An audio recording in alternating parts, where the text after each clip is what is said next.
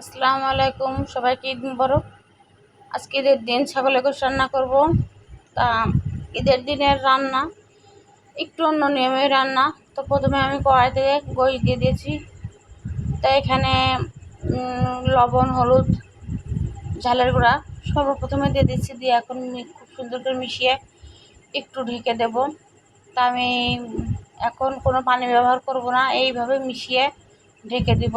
দিয়ে একটু পরে বলক উঠে গেলে সব মশলাগুলো আমি দিয়ে দেব। এই তো পরিমাণ মতো তেল দিলাম।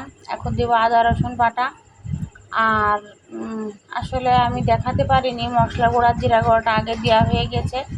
এখন যাই হোক একসাথে মিশিয়ে নিচ্ছি খুব সুন্দর করে। আর গোশের সাথে আমি দিয়েছিলাম পেঁয়াজ কুচি। তো যাই হোক এই যে সামান্য পরিমাণ পানিতে এখন ঢেকে দিচ্ছি। এইভাবে কিছুক্ষণ জাল করে সিদ্ধ করে নেব। আর যত ঈদের গোশ হোক আর যাই হোক, আলু না হলে আসলে আমার চলেই না। আমার বাচ্চারাও খুব পছন্দ করে, আমিও খুব পছন্দ করি। তাই অল্প করে 4-5টা আলু দিয়ে দিয়েছি আস্ত করে। এরকম আলু আসলে খেতেও ভালো লাগে। তো যাই হোক সুন্দর করে কষিয়ে তেলটা উঠে গিয়েছে। এখন আমি পরিমাণ মতো পানি দিয়ে দিয়েছি।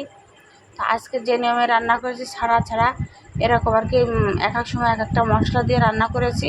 এই রান্নাটা অনেক মজা হয়েছে।